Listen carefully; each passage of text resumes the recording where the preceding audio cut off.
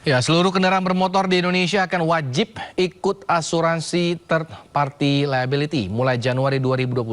Untuk membahasnya sudah bersama kami lewat sambungan Zoom Ketua Umum Asosiasi Ojek Online, ada Mas Igun Wicaksono, lalu juga ada Ketua DPP Perindo, Mas Agus Taufik. Kita juga mencoba menghubungi pengamat kebijakan publik, ada Mas Eus Lisman Manurung, namun kami masih mencoba mencari komunikasi dengan beliau.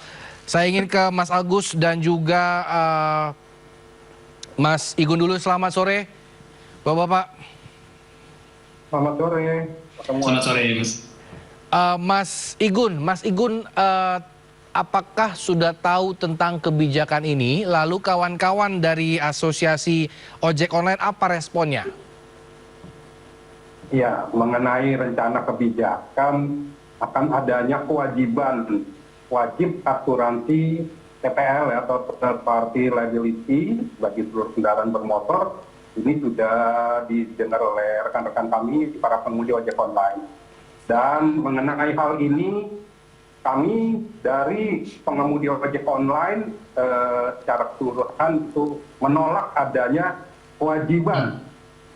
Adanya kewajiban kami ini atau para pemilik kendaraan untuk ikut serta dalam program asuransi kendaraan bermotor third party liability. Gitu.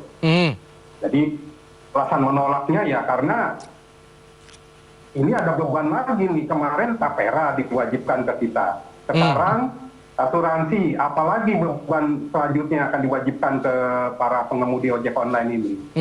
Sedangkan pendapatan kita ini kan juga tidak ada bertambah.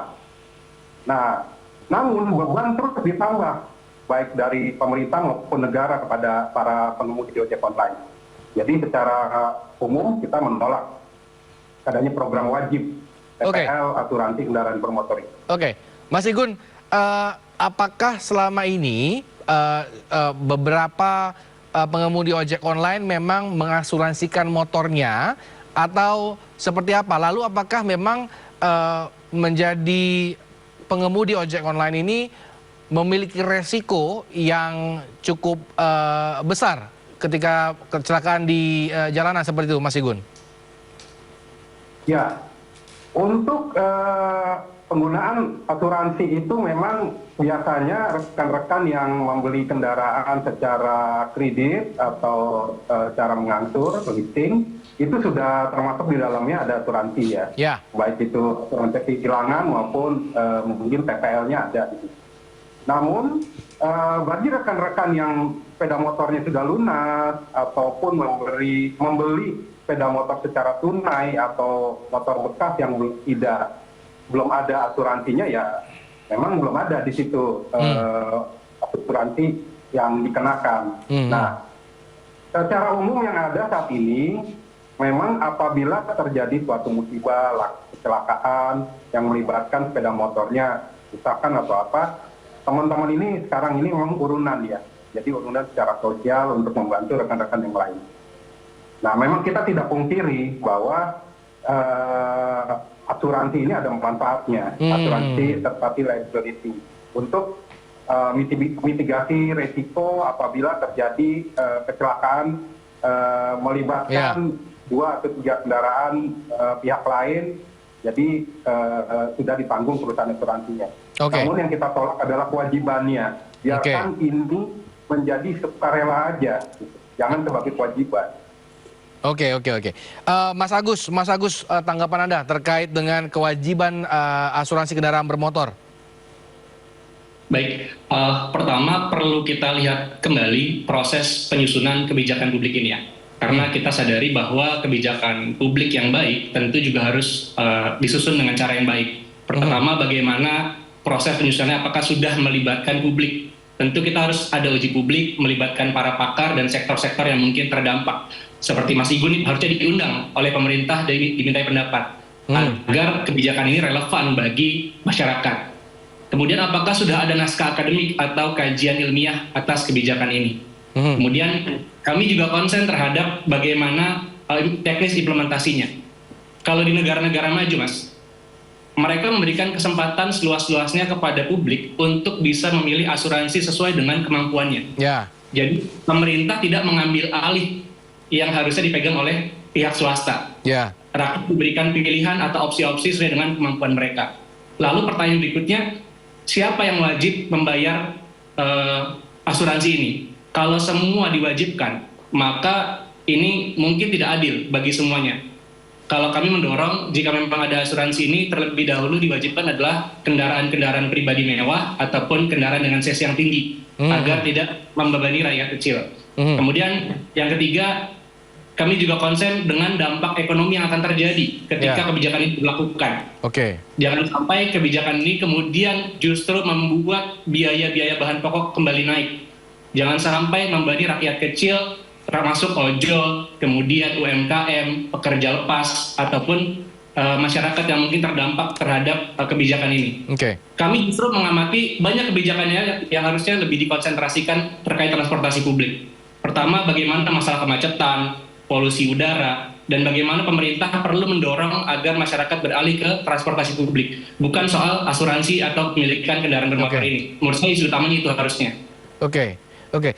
Mas Agus, terkait dengan tadi asuransinya ini, kan memang masih belum diketahui apakah swasta kah boleh bermain di situ, ataukah memang pemerintah yang menjadi membuat lembaga mungkin seperti itu. Kira-kira lebih baik di pemerintah atau di swasta kalau memang diresmikan, Mas Agus? Kalau menurut saya lebih baik di swasta, karena biarkan rakyat bisa memilih apakah dia akan memakai atau tidak menggunakan. Jangan sampai rakyat dipaksa untuk menggunakan semuanya. Jadi bagi yang memang memerlukan dan punya kemampuan, diberi pilihan untuk melakukannya. Tapi bagi rakyat yang memang dirasa ini jadi beban, sebaiknya tidak dilakukan. Dan kemudian, kalaupun harus dilakukan oleh pemerintah, maka berikan opsi-opsi pembiayaan atau opsi-opsi harga sesuai dengan kemampuan masing-masing dan jenis kendaraannya. Baik, tahan dulu Mas Agus dan juga Mas Igun. Kita ke informasi masih terkait hal ini. Otoritas Jasa Keuangan ini memastikan kewajiban asuransi kendaraan bermotor yang diwacanakan berlaku awal tahun depan masih menunggu terbitnya peraturan pemerintah sebagai payung hukum pelaksanaannya. Assalamualaikum warahmatullahi wabarakatuh. OJK dalam kesempatan ini menyampaikan bahwa program asuransi wajib, termasuk asuransi kendaraan, masih menunggu terbitnya peraturan pemerintah PP sebagai payung hukum pelaksanaannya, seperti ruang lingkup dan waktu efektif penyelenggaraan program. Undang-Undang Nomor 4 Tahun 2023 tentang pengembangan dan penguatan sektor keuangan atau Undang-Undang P2SK mengatur bahwa pemerintah dapat membentuk program asuransi wajib sesuai dengan kebutuhan. Di antaranya mencakup asuransi kendaraan berupa tanggung jawab hukum pihak ketiga atau third party liability terkait kecelakaan lalu lintas, asuransi kebakaran, dan asuransi rumah tinggal terhadap risiko bencana. Dalam persiapannya tentu diperlukan kajian mendalam terlebih dahulu mengenai program asuransi wajib yang dibutuhkan. Ketentuan lebih lanjut mengenai penyelenggaraan program asuransi wajib tersebut akan diatur dengan PP setelah mendapatkan persetujuan dari DPR. Dalam Undang-Undang P2SK dinyatakan bahwa setiap amanat Undang-Undang P2SK diikuti dengan penyusunan peraturan pelaksanaan yang penetapannya paling lambat 2 tahun sejak Undang-Undang P2SK diundangkan. Setelah PP diterbitkan, OJK akan menyusun peraturan implementasi terhadap program asuransi wajib tersebut. Program asuransi wajib TPL terkait kecelakaan lalu lintas dimaksudkan untuk memberikan pelindungan finansial yang lebih baik kepada masyarakat karena akan mengurangi beban finansial yang harus ditanggung oleh pemilik kendaraan jika terjadi kecelakaan. Dan lebih jauh lagi akan membentuk perilaku berkendara yang baik. Dengan meningkatnya pelindungan terhadap risiko, masyarakat akan lebih terlindungi dan merasa lebih aman, serta juga dapat mendorong pertumbuhan ekonomi secara keseluruhan. Demikian penjelasan kami. Terima kasih. Wassalamualaikum warahmatullahi wabarakatuh. Iya, sudah bergabung juga bersama kami Mas Lisman Manurung. Selamat sore, Mas Lisman. Selamat sore semuanya. Terima kasih. ajak ikut berdiskusi tentang asuransi. Ya. Silakan. Baik, Mas Lisman, terkait dengan rencana ini, apa tanggapan Mas Lisman? Apakah hal ini penting dan urgent untuk dilakukan? Lalu bagaimana dengan konsep gotong royong yang diwacanakan ini? Apakah sebenarnya konsep ini bisa bermanfaat seperti itu? Baik, kita mulai dari apa yang sudah diperoleh dalam atau dibubuhkan pada STNK kita kan ya. Itu ada sumbangan wajib untuk kecelakaan ya. Ya. Nggak salah besarnya nggak sampai 200 ribu dan flat untuk semuanya. Nah, pada kenyataannya sumbangan wajib ini tidak cukup memadai untuk melindungi korban kecelakaan, ya, baik mereka korban tabrak maupun korban dalam kecelakaan tunggal atau dirinya sendiri. Nah, menurut hemat saya dengan adanya kebijakan ini, ya, ini bisa merupakan reformasi dari penanganan kecelakaan gitu. Penanganan kecelakaan itu kan sekarang begini, kalau ada kendaraan bermotor menabrak orang, maka yang melakukan tindakan secara bersama-sama adalah mengejar si pengemudi dan kemudian minta dia bertanggung jawab atau dipukulin dulu supaya nanti diselesaikan. Ya. Nah, kalau ada jaminan dari pemerintah, dari para pihak berwajib bahwa setiap orang yang mengalami kecelakaan lalu lintas akan memperoleh perlindungan total, dan kemudian polisi akan melacak bagaimana kejadiannya kecelakaan tersebut, oleh siapa dan dengan tingkat ekonomi seperti apa sehingga timbul kecelakaan, maka itu bisa membantu pihak pengelola asuransi untuk menagihkan bagian biaya itu. Tapi kalau sudah berlaku secara menyeluruh, coba bayangkan kendaraan sepeda motor aja kita punya jumlahnya 100 juta loh. 100 juta sepeda motor itu diwajibkan untuk membayar uang tertentu dengan jumlah yang signifikan untuk seluruh perlindungan akibat tindakan dia gitu. Kecuali tindakannya disengaja, nah itu bayar. Gitu. Menurut hemat saya sistem ini harus dimasyarakatkan dan dengan demikian ada kepastian, kira-kira begitu. Oke, tapi berarti Mas Lisman mengatakan bahwa it's okay ya kalau memang ingin menerapkan asuransi atau mewajibkan asuransi bermotor seperti itu, Mas Lisman? Betul. Dan juga menggunakan kendaraan bermotor kan bukan merupakan langkah memanfaatkan fasilitas publik semena-mena gitu. Fasilitas publik itu harus kita gunakan sesuai apa yang kita bisa, kan gitu ya.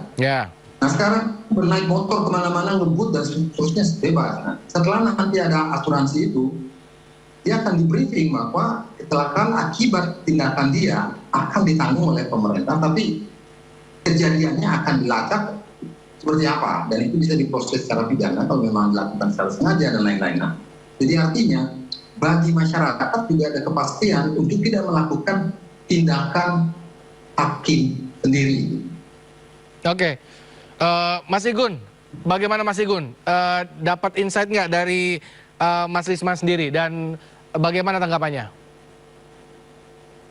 Ya, mengenai kewajiban ini ya sudah pasti akan membebani dan juga manfaat yang ada memang banyak ya apabila sampai terjadi suatu kecelakaan bagi teman-teman ojek online. Namun kewajiban-kewajiban yang sudah ada saat ini sudah sangat membebani kita. Kita tidak setuju dengan adanya kewajiban. Nah, kami pun dari ojek online ini tidak pernah loh diajak untuk bicara mengenai hal adanya kewajiban. Seperti adanya asuransi ini, TPL wajib TPL ini, ini tidak pernah ada komunikasi dari pihak pemerintah kepada kami atau perwakilan kami dari pengemudi ojek online sebagai pihak yang juga turut akan dikenakan kewajiban. pada Oke. saat PP ini sudah ditandatangani.